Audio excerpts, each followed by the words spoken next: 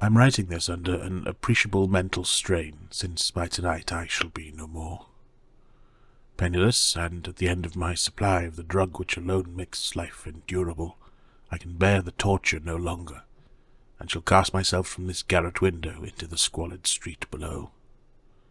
Do not think from my slavery to morphine that I am a weakling or a degenerate. When you have read these hastily scrawled pages, you may guess, though never fully realize, why it is that I must have forgetfulness or death.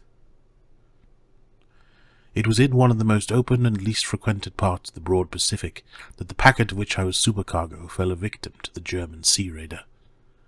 The Great War was then at its very beginning, and the ocean forces of the Hun had not completely sunk to their later degradation, so that our vessel was made a legitimate prize, whilst we of her crew were treated with all the fairness and consideration due us as naval prisoners. So liberal indeed was the discipline of our captors, that 5 days after we were taken, I managed to escape alone in a small boat with water and provisions for a good length of time. When I finally found myself adrift and free, I had but little idea of my surroundings. Never a competent navigator, I could only guess vaguely by the sun and stars that I was somewhat south of the equator. Of the longitude I knew nothing, and no island or coastline was in sight. The weather kept fair, and for uncounted days I drifted aimlessly beneath the scorching sun, waiting either for some passing ship or to be cast onto the shores of some habitable land. But neither ship nor land appeared, and I began to despair in my solitude upon the heaving vastness of unbroken blue. The change happened whilst I slept. Its details I shall never know, for my slumber, though troubled and dream-infested, was continuous. When at last I awaked, it was to discover myself half sucked into a slimy expanse of hellish black mire, which extended about me in monotonous undulations as far as I could see, and in which my boat lay grounded some distance away.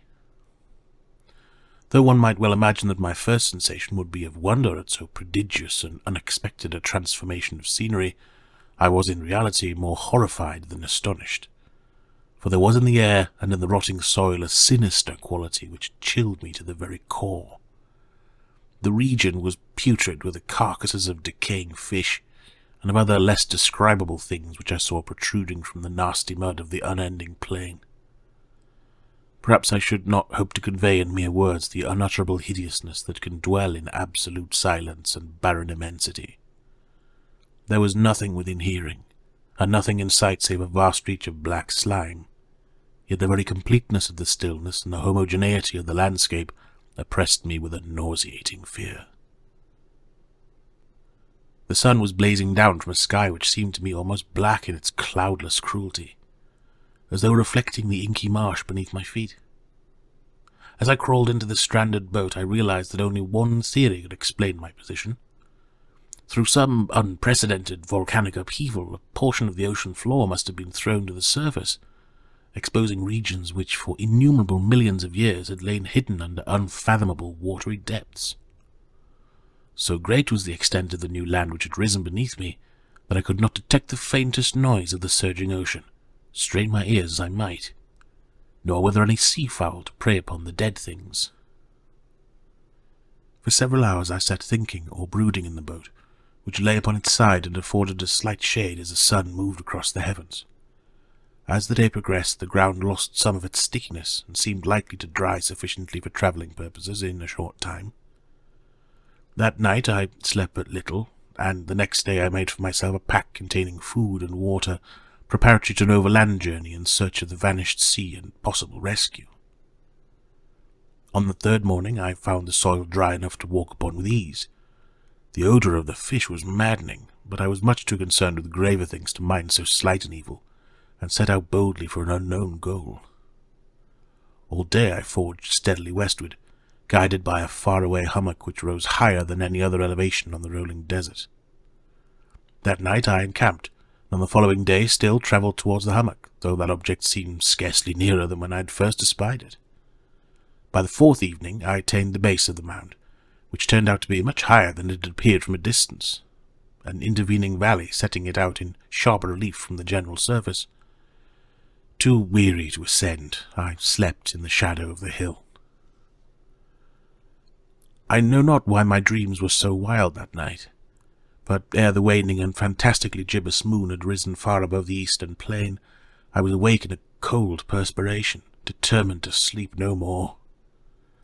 Such visions as I had experienced were too much for me to endure again, and in the glow of the moon I saw how unwise I had been to travel by day. Without the glare of the parching sun, my journey would have cost me less energy. Indeed, I now felt quite able to perform the ascent which deterred me at sunset.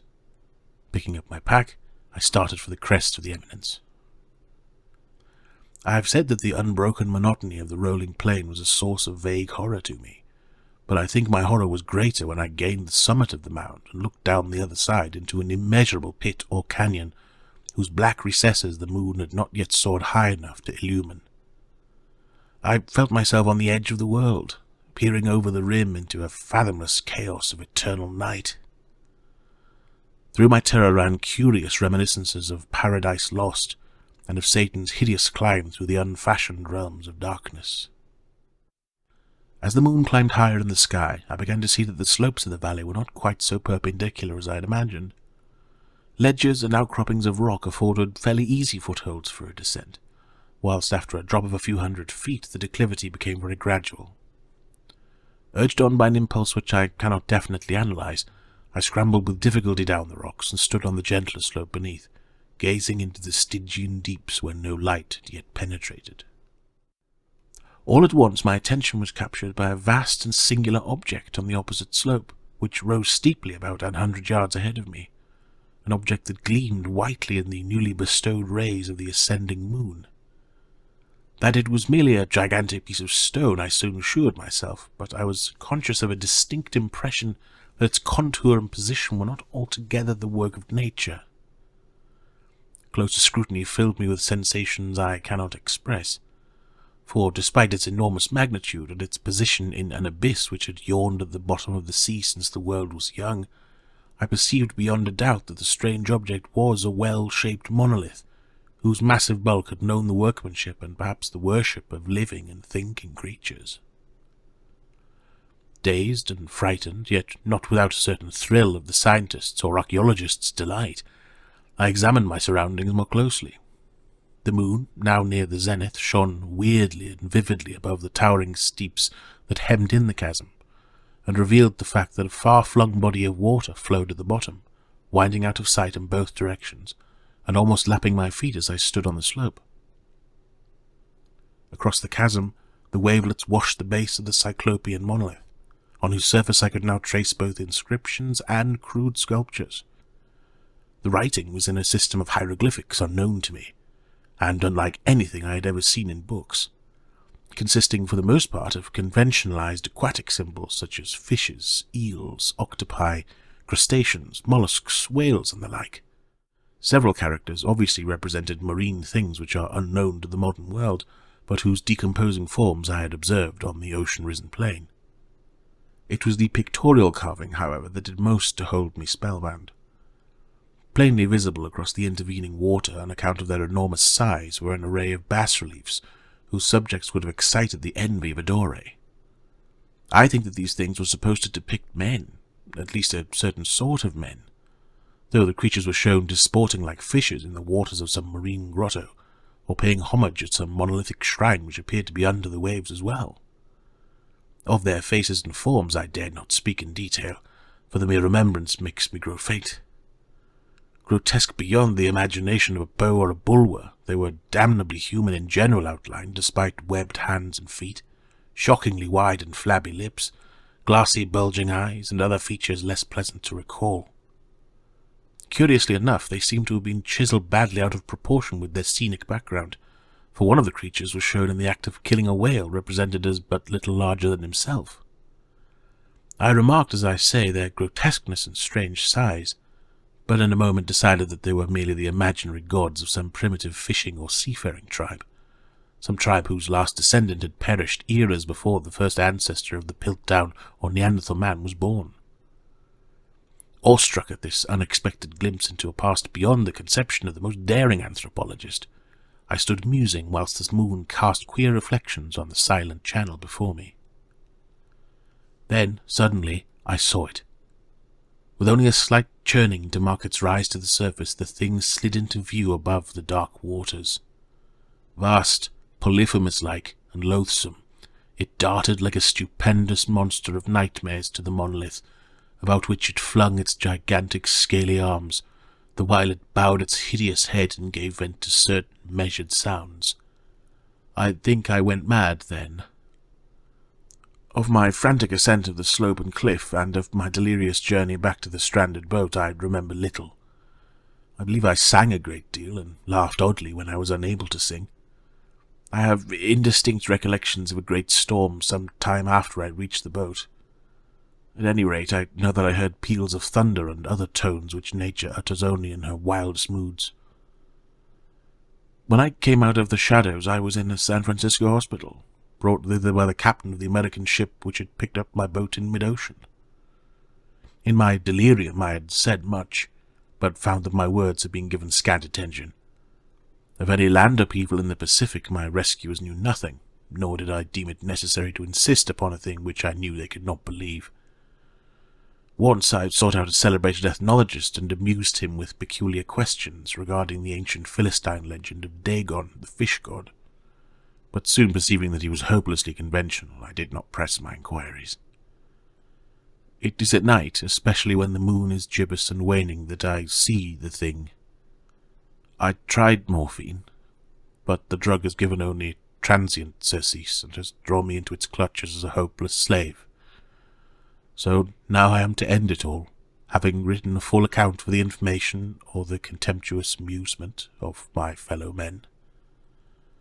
Often I ask myself if it could have all been a pure phantasm, a mere freak of fever as I lay sun-stricken and raving in the open boat after my escape from the German man-of-war.